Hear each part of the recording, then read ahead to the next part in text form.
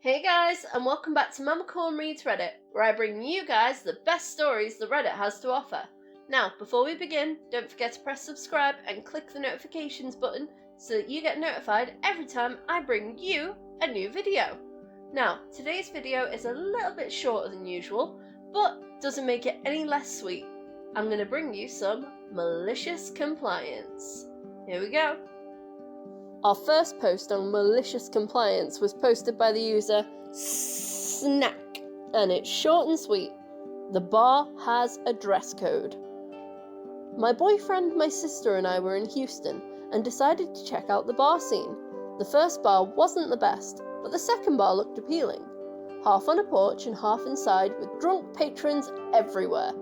We walk up to bouncer and he stops us. Looking at my boyfriend, he says, "Sorry, there's a dress code tonight. Men can't wear sweatpants." We look at him defeated, asking him, "Really?" He nods, and my quick-acting drunk brain asks, "What if him and I were to switch pants?" The bouncer looked confused at first, but then answers, "Yeah, that should work." We walk back into the bar, switch pants, before having a great drunken night. OP, I'm totally impressed. There is no way in a million years my drunk brain would have come up with such an ingenious solution. Though, to be fair, if it did, my husband's really slim and I'm, well, a big girl. If we tried to switch bottoms, I think he'd be wearing a tent and I'd be wearing the skinniest skinny jeans imaginable. It's lucky for you that you and your partner are the same size. Well done, OP. Good on you. Our next Malicious Compliant post is posted by the user, Whatever. You are not allowed to decide when to eat lunch. Got it, boss. Long-time lurker, first-time poster. This was some time ago, probably early 2000s, but this event is burned into my brain. I'm sure over the years the story has been embellished a bit, but the core of the story is told exactly as it happened. I've worked in Kinder to 12 education technology for most of my 20 years in my professional career. When I first started, I was the only technician for a small to medium school district, 2,500 or so students. During the time of this event, the Director of Special Education, SPED, was married to the superintendent. I reported to the business manager, who used to teach technology but was not a technical person. For the most part, I was left to do my work and was not overly micromanaged, so I got into the habit of taking my lunch whenever I felt like it, or even not at all.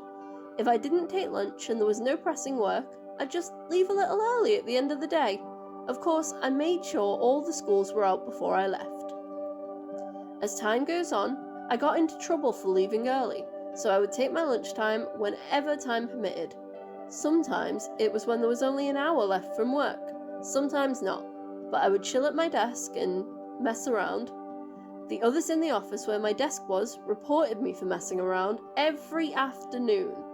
When I tried to explain to the business manager that I was taking my lunch, she says something to the effect of, "You can no longer take your lunch whenever you want. Your lunch is from 12 to 1. I say, "No problem, message received." So starting that day, no matter what I was doing, at 12, I would stop what I was doing and take my lunch. If I was at my desk, I would mess around. If I was at a school site, I would go and sit in my car. Fast forward a month or two later, at about 11:30, the director of SPED calls and says his computer's not working and I need to come fix it right away. I say, "Sure thing, on my way." When I get to his office, he says, "Please fix it," and heads off to a meeting. So I start in on removing all the spyware he has managed to collect. At this time, all employees were local admins on their desktops. About a third of the way through, 12 o'clock hits. I stand up and walk out of his office and tell his secretary, "I'll be back in an hour." Out to my car I go, expecting a phone call any minute, and sure enough, about 15 minutes in, I get a phone call from the business manager, and here's about how that call goes. Business manager, my boss, me. "I hear you walked out of the special education director's office without fixing his computer." "Correct. It's my lunchtime." What do you mean? Couldn't you fix his computer first? I could have, but you told me that I could not decide when my lunch break was, that I had to take lunch from 12 to 1. Wait, that's not what I meant, but that's what you said. If I stayed and worked on that computer and took my lunch at 1 or 1:30, I did not want to get in trouble for messing around when I was supposed to be working. Okay, I'll call you back. She calls back about 15 minutes later, asking if I can please go back in and finish his computer. From now on, I can decide when it's best to take my lunch. It was never talked about again. It was nice being able to go home early when I didn't take my lunch again. OP, this is the perfect example of malicious compliance. I love the line, but that's not what I meant. But it's what you said. Because as someone said in the comments, that is the exact heart of malicious compliance. Absolute perfect story, and I love that you got your lunchtimes back whenever you want them. Thank you, OP. Our next malicious compliance post is posted by a user whose name I can't quite read on YouTube, so I'll just give you the hint of Dope A.B. You want to watch hair growth videos? You got it. On mobile, sorry for formatting, etc, etc. Also, this is my first post and I'm excited to see what you'll think. ETA, I'm a woman. I work at a residential treatment centre for kids, and I usually work in the older girls' home. At work today we were watching some YouTube videos before the kids' bedtime, and I asked what they wanted to watch. 3 of the girls were actively watching, so talked about what they wanted to watch next. Nail art videos, makeup videos, drawing tutorials, etc. And they decided to pick hair growing videos. Hair growing videos. Cue malicious compliance. I immediately thought of those commercials advertising home remedies for male pattern baldness, knowing full well the kids meant to say something like hair styling videos.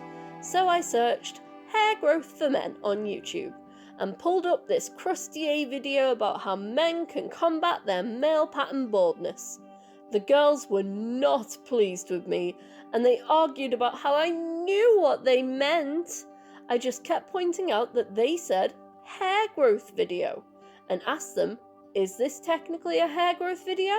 They said yes, but sure didn't like admitting that technically I was right. However, one of them did watch the whole thing. The other 2 got so mad and decided not to watch it. I said, well, when you're a 60-year-old man and losing your hair, you're going to regret not watching this video. Then I told them I loved them and put them to bed. The end. OP, this is so innocent and yet just so evil. It's absolutely amazing. And I'm so going to use this on my kids if they ever ask me to watch a hair growth video. It's just, that gave me such a giggle. I loved it. Anyway guys, that is the end of the video. Why don't you comment below and let me know which was your favourite malicious compliance from today's stories. And as always, please remember to like, share and subscribe for more Mamacorn Reads Reddit. Bye!